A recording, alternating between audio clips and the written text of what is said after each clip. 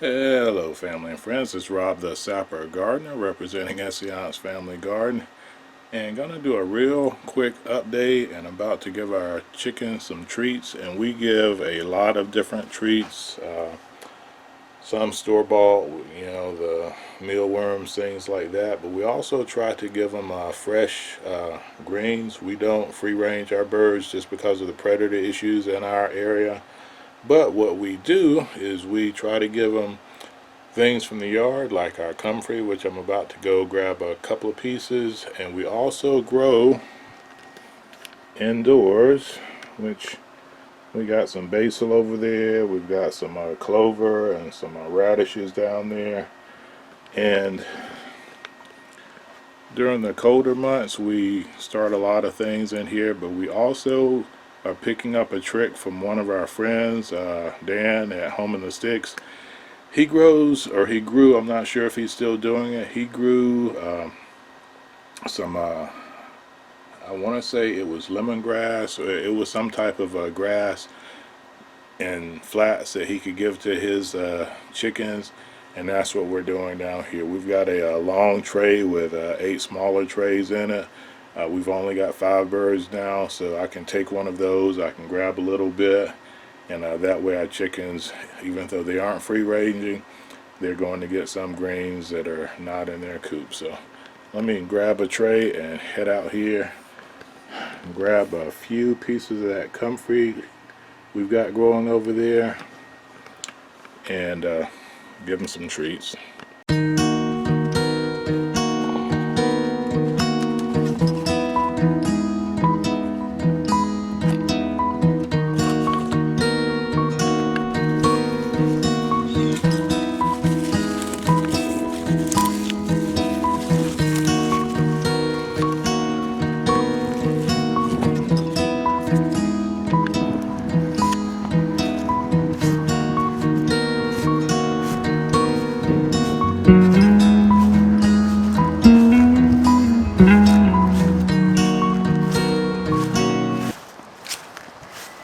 Hello ladies, who want some treats?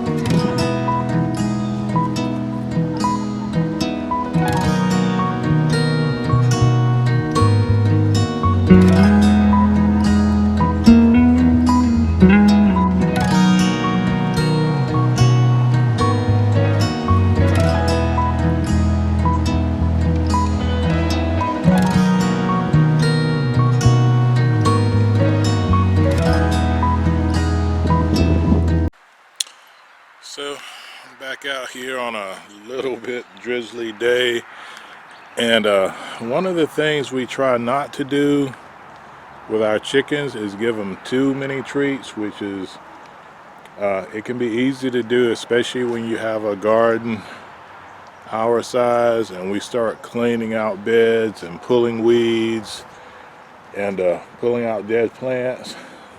One of the rules of thumbs that we saw on a backyard chicken forum that we're part of is that if you're not free ranging your chickens, that the feed to treat ratio should be 90-10. So 90% of what your chickens eat should be the feed that you give them to make sure they're getting the right nutrition. If you're super experienced, you probably know how to blend up your feed and all that, but we're not chicken experts by any means. But we do have things that we can give them, like we've got mint everywhere in our garden.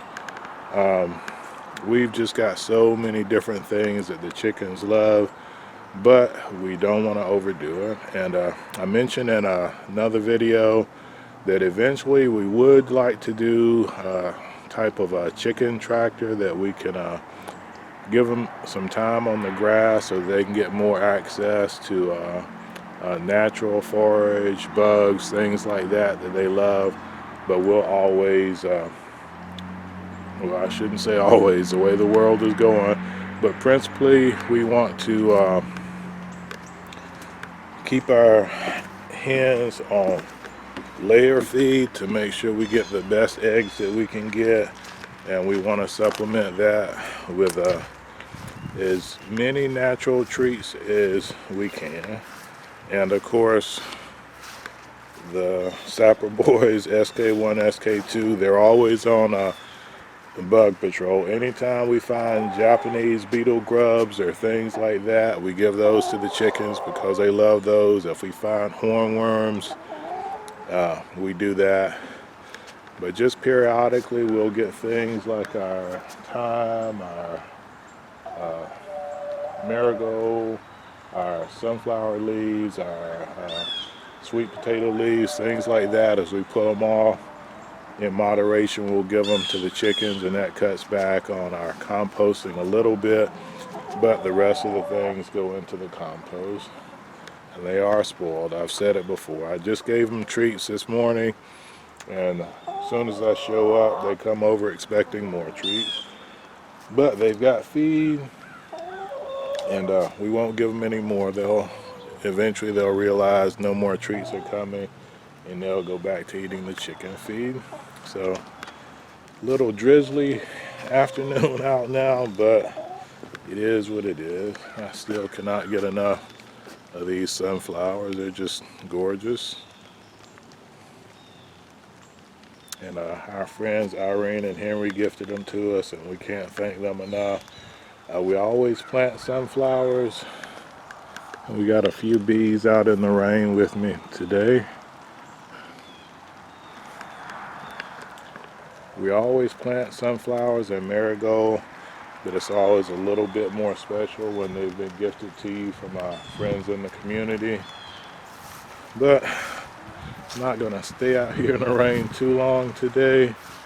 I'm going to get the rest of our frost-sensitive plants moved into our greenhouse and go inside and try to warm up a little bit. It's starting to finally get chilly, not freezing yet, but cool enough where we want to start moving our plants in. And again, I want to thank our friend Dan at Home in the Sticks. He was the one who gave us the idea of feeding our hens some forage from trays. I think we'll keep doing that because they love the clover, the radish sprouts. They love pretty much all of the sprouts, and we just have to be careful we don't give them any that might not be good for them. So again, this is Rob the Sapper Gardener, representing Essayons Family Garden, saying God bless our great country America, and God bless you wherever you reside around the world. Take care.